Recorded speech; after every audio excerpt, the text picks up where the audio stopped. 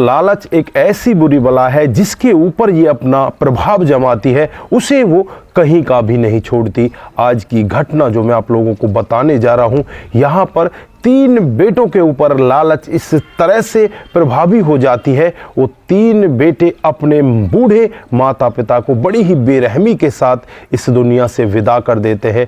दोस्तों, जब इस सब का खुलासा होता है तो हर कोई व्यक्ति इनकी थू-थू करने लगता है। हालांकि ये तीनों के तीनों आज जेल के अंदर हैं। दोस्तों, क्या था पूरा मामला? अगर आप लोग भी पूरे मामले को डिटेल से जानना चाहते हैं तो वीडियो को जरा सा भी स्किप ना करें, लास्ट तक वीडियो को जरूर देखिएगा। आगे बढ़ने से पहले हमारी वही रिक्वेस्ट कि जो हमारे चैनल के साथ नए हैं, कृपया करके चैनल को फॉलो कर लें, बेल आइकन को जरूर प्रेस करें। नमस्कार, जय हिंद। आप देख रहे हैं APH न्यूज राहुल रावत के साथ। दोस्तों, आज की जो हकीकत की घटना आप लोगों को बताने जा रहा हूं, उत्तर प्रदेश में एक जिला पड़ता है बस्ती और इसी का इकोना थाना क्षेत्र है। इसी के अंतर्गत एक गांव आता है खोजापा खोपर गांव। दोस्तों, 23 नवंबर की सुबह सुबह का वाकया होता है।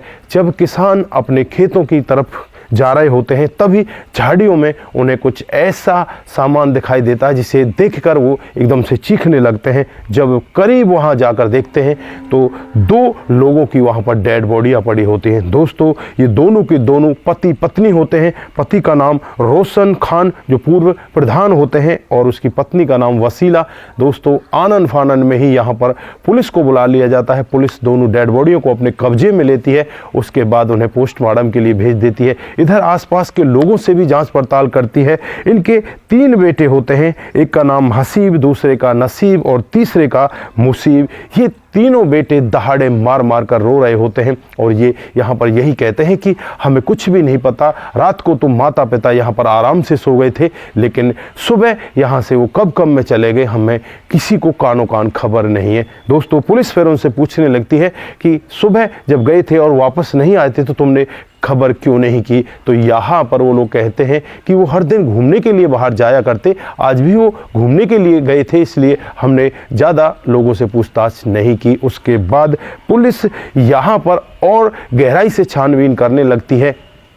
यहाँ पर जो तीनों बेटे होते हैं वो थोड़े से सवालों में घिरते हुए नजर आते हैं और फिर यहाँ पर पुलिस इन तीनों लड़कों को अलग अलग जगह बिठाती है और यहाँ पर इनसे यही कहा जाता है कि हसीब जल्दी से अपना जुर्म कबूल कर लो, क्योंकि नसीब ने अपना जुर्म कबूल कर लिया है। उसके बाद मुर्शिद से भी ऐसा ही कहा जाता है और सबसे पहले यहाँ पर मुर्शिद टूट जाता है और टूट कर एक ऐसा सत्य बताता है जिसे सुनकर हर कोई व्यक्ति दंग हो जाता है। दोस्तों, दरअसल यहाँ पर जो हसीब और नसीब हैं वो रोशन की पहली पत्नी से होते हैं और यहाँ पर कुछ दिन के बाद इनकी जो माँ है वो इस दुनिया को छोड़कर चली जाती है। उसके बाद यहाँ पर जो रोशन है इस वसीला के साथ में निकाह पढ़ लेते हैं। जो वसीला होती है वो भी तलाकशुदा होती है। वसीला के साथ उसका बेटा मुसीब आता है। यानी कि अब ये 3 बेटे हो जाते हैं और तीनों बेटे आराम से कामकाज करने लगते हैं। जो रोशन खान है वो पूर्व प्रधान भी होते हैं और उनके पास 3 दुकानें होती हैं। जो यहाँ एक रिंकू उर्फ प्रभाकर त्रिपाठी है जो पेशे से वकील है, उसको किराए पर दे रखी थी, लेकिन कुछ दिन पहले से उसने यहाँ पर इनके ऊपर कब्जा जमा लिया है और वो छोड़ने का नाम ही नहीं लेता। इस सब के लिए यहाँ पर रोशन खान ने मामला कोर्ट में भी पहुँचा दिया है। कोर्ट में अर्जी चल रही है। इसका फैसला अभी यहाँ पर रोशन खान के पक्ष में आने वाला था, लेकिन उससे पहले जो रिंकू उर्फ प्रभाकर है वो एक प्लानिंग बनाता है। प्लानिंग के तहत यहाँ पर जो मुसीब है उसे अपने चंगुल में फंसाता है। उससे कहता है कि तुम यहाँ पर एक ऐसा काम करो जिससे कि तुम्हारे पास बहुत सारा पैसा हो जाए, तुम्हारा बाप और तुम्हारी माँ तुम्हें पैसे देने वाले नहीं हैं। दोस्तों, यहाँ पर मुसीब भी इस वकील की बातों में आ जाता है और इनको 10-10 लाख रुपए का ऑफर दिया जाता है। एक बाइक दी जाएगी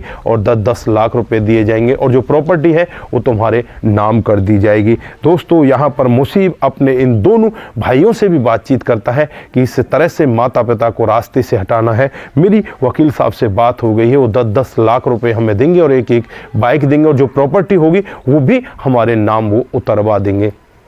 दोस्तों यहाँ पर ये तीनों मिल जाते हैं और मिलकर एक ऐसा प्लान बनाते हैं जिसकी कभी किसी ने कल्पना भी नहीं की थी। दो यहाँ पर जो बेटे होते हैं पहली पत्नी के, और तीसरा मुसीब, ये तो चलो दूसरी पत्नी का था, ये दो तो उसके खास अपने बेटे थे। फिर ये तीनों मिलकर रात को ही 22 नवंबर को एक प्लानिंग करते हैं और प्लानिंग के तहत यहाँ पर रोशन और वसीला के ऊपर डंडों से, लाठी से, जो भी इनके पास सामान होता है सबसे ताबड़तोड़ वार करते हैं। दोस्तों ये थोड़ी देर तड़पते भी हैं, लेकिन ऐसी मर्ज की चोट इनके सर में लगती है, ये वहीं पर अपना प्राण पखेरु छोड़ देते हैं। और फिर रात को ही इनको यहाँ से उठाया जाता है और उठाकर झाड़ियों में फेंक कर ये लोग आ जाते हैं। रात को ही ये लोग यहाँ पर रिंकू उर्फ प्रभाकर त्रिपाठी से बातचीत करते हैं और उससे यही कहते हैं कि हमने अपना काम कर दिया है, अब आप अपना काम कर लेना। दोस्तों पुलिस जब ये पूरा मामला यहाँ पर इनके मुख से सुनती है तो पुलिस को भी यहाँ पर ऐसा लगता है कि यार इंसानियत तो अब मर ही चुकी है।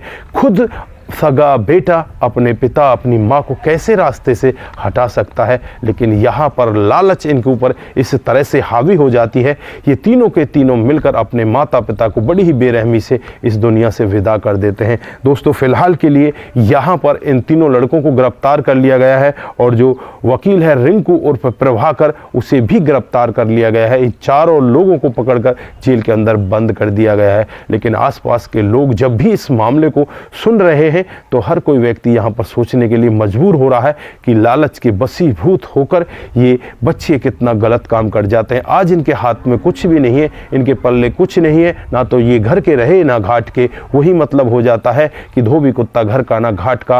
अब ना तो इनको जमीन ही मिलेगी और ना ही अब इनके माता पिता यहाँ पर इनको देखने को कभी मिलेंगे। इन्होंने माता पिता को तो बेरहमी के साथ दुनिया से विदा कर दिया और खुद अब ये जेल के अंदर चले गए हैं। जो यहाँ पर रिंकू उर्फ प्रभाकर जो वकील होता है, जो इनको ऐसी शिक्षा देता है, पुलिस उसे भी मुजरिम मानती है और उसे भी गिरफ्तार कर लेती है। दोस्तों आप यहाँ पर क्या कहना चाहते हैं?